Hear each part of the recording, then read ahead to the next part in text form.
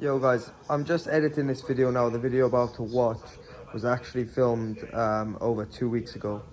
So yeah, we procrastinated a little bit, but finally come to a decision and it's happening. So yeah, hope you enjoy the video.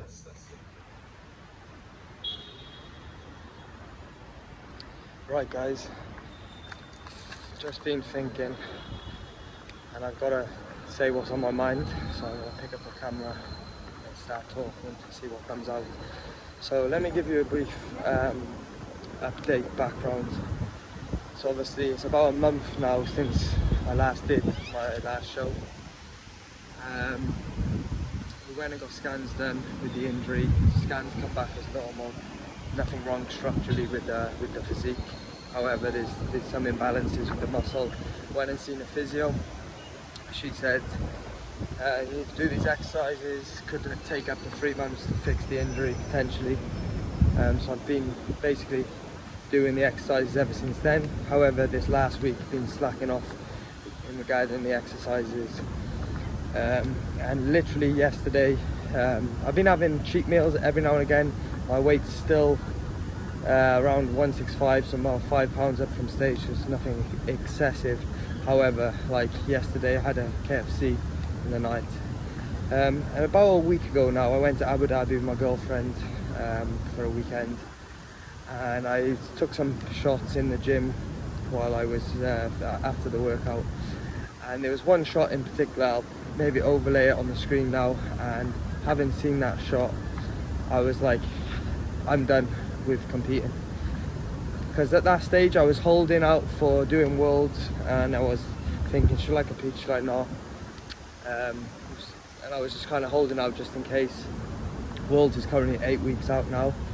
And I decided, I was like, the injury's still there, the chances of me fixing it is going to be slim. Why am I just holding my body weight down, kind of half restricting my diet for the sake of it? What's the point? So I said to myself, prep is over as far as I'm concerned. I will not compete again until the injury's fixed. And yeah, that was it. When I made that decision, I was actually pretty happy with myself. I was like, I'm going to place my scooter down so I can hold my hand and walk, because they spin it around. So yeah, when I made that decision, I was actually pretty happy with myself. Everything seemed like straightforward. I was like, right, now just start pushing up food slowly, and that was it. So initially I felt good, and then as the week went on, started having just really down moments, just thinking, well, what's next, you know? What?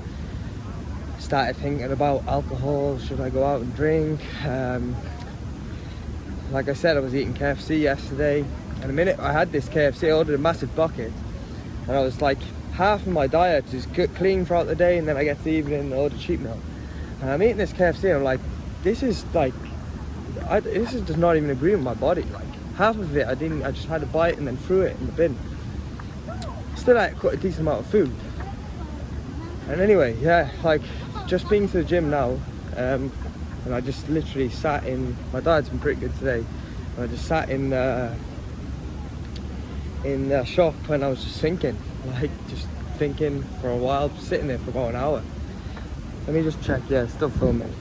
Sitting there for about an hour, and just got me thinking. I was seeing a few videos on YouTube, and I looking back at photos of my last show, and yeah, and I was thinking like about Worlds and stuff, and I was like if I don't compete, like, what else am I going to do?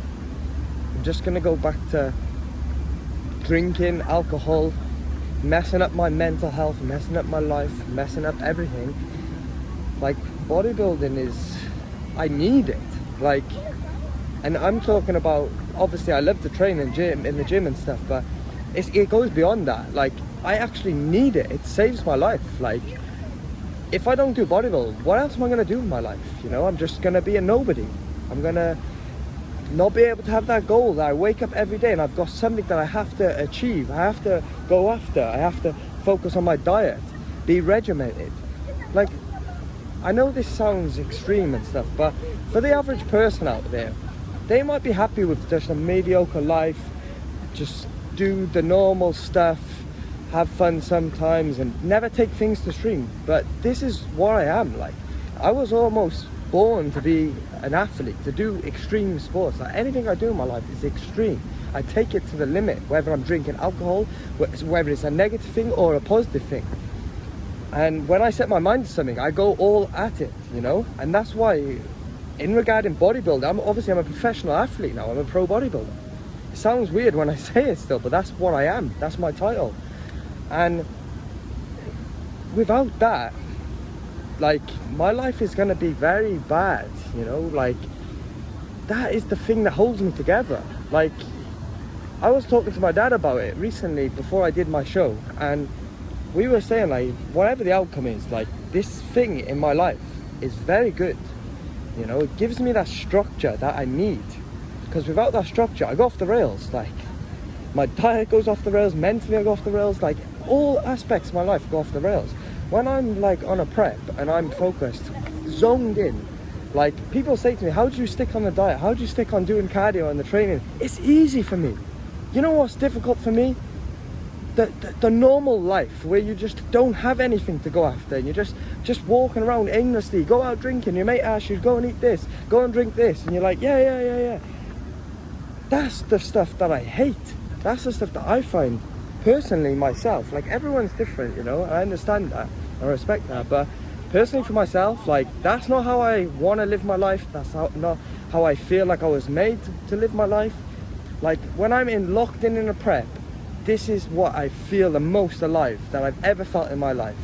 And whether I've got an injury or not, let me give you a background into the shows. These shows are not cheap, guys. I don't want to go into my financial situation and stuff, but, like, I'm a personal trainer, online coach. I've got a good amount of clients, but it could be better. And these shows are not cheap. Like, that show in Dubai that I just did, and this is a local show, so I didn't have to travel for. I mean, if you add up all the expenses, just for registration alone for the show, you're talking, like, I don't know, £700 maybe. It's not cheap, guys. Like, and then if you travel for a show, you gotta, like for me to go to Worlds now, I've got to pay $350 to register my pro card, yeah? And you have to pay that every year whether you compete or not, just to hold your pro status. I understand why they do it. They're a business at the end of the day, and this is what you have to do if you want to compete. Then if I was to compete at Worlds, I got to pay another $350 or $300 to register for that show. Then you've got the lie detector test on top, which you have to pay about $100. You got the tan. You got the photos, which is another $150. You got the flight, guys. The flight for me to go from Dubai to there is about £1,000. It's not cheap. Like, that's £1,000 return flight. So the whole, like, trip, and then you got spending money, and when you're in America, you're going to want to do something for a couple of days. You're not going to fly all the way there for nothing. So the total trip cost is about £2,500, like, pounds, you know. And that's just for one show. I'd love to do multiple shows there, and everywhere. I'd compete in every circuit, providing I didn't have the injury and I had better financial backing behind me. But I'm doing this all on my own, guys. I film the YouTube videos on my own, I edit on my own. I've got no coach. I coach myself. I cook my own meals. I got no sponsorship deals. Like, this is it. Like, you know, I've got to fork out all this money, time, effort, but I love it. And that's why I'm thinking, do I go, do I not compete? The same thing happened last year when I went to Worlds, and I was debating. I was drinking alcohol 3 weeks out from Worlds last year because I decided again I was not doing it. And I was just in that shop then, and I was like, you know what? Like, I have to go. If it's the last bit of money in my bank account, yeah, I've got to just pay that flight, and I have to. I'm gonna be competing at Worlds. Like, you will see me on that stage of Worlds. Like, how could I not go? And it just got me thinking, like, in life, yeah, we get these moments in time where, I gotta be careful because my phone's about to die, but in life we get these moments, right, where things come up, things get difficult, things push us to the edge, we get scared, yeah. There's things in life that scare us, and there's two types of people. You either look at that, you let that scare and the fear come over you, where you just stop and you don't do anything, you know. And then these other people, they jump, they do it, they see the fear. We all think fear, we're all human, but they get the fear and they just fight straight through it, and they go, whatever happens, I'm going into this. And that's something, and that I look back at my life, and all them times, right, that I jumped in and I never regret it. And that's why I do not want to live my life. I've jumped many times, right? And there's more times I need to jump, and I will be jumping. And these are the moments. It could go either way, 50-50. And more times than not, I've jumped in the past and I never regretted it. I would rather live my life, if I die tomorrow, that at least I say that at least I jumped. Maybe I failed, maybe it didn't work out, but at least I jumped. I risked it, you know. I didn't sit back and just pray for that easy life, for things to come to me, you know. I did things the hard way, but at least I did it, you know. And that's when I was like, just then I was like, I'm booking my flights. I'm just gonna make it happen, and I need to book it now, because what I do, I procrastinate a lot. I'm an analyst. I analyze everything. I go back and forth. I think I've probably got bipolar, to be honest. Being to the doctors in the past, they never diagnosed me with anything, but it was a close one. I was about to get diagnosed, and yeah. So I go back and forth. So what I'm saying is, I need to book it, because then I will laser zone in. I will bring the best package I've ever brought. And even with the injury, guys, like, let's be honest, like, what would I regret? Not going to Worlds and looking back at my life, oh, I should have competed at Worlds, I should have gone as a pro, I should have done that. Or would I regret going to Worlds and still having the injury on stage, but at least I brought the best conditioning, I went on stage, I made it happen, and I did my best that I could have done, and I would definitely regret not going. So that's my mind made up. So this episode now is probably gonna be, I've already thought of a quick name in the shop then.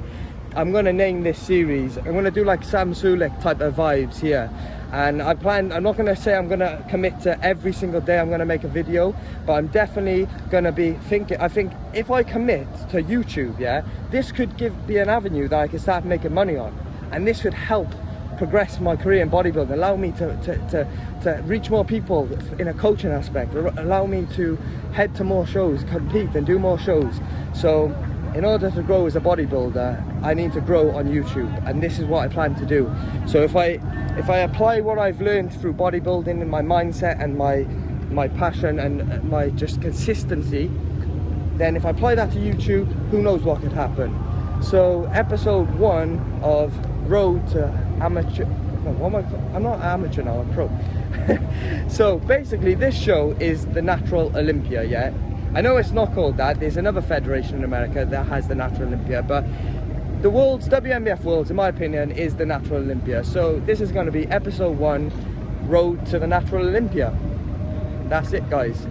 Please, if you've liked this video and you've resonated with anything that I've said and you want to stick around for the journey, subscribe if you're new to the channel, and just do me a favor, just like the video.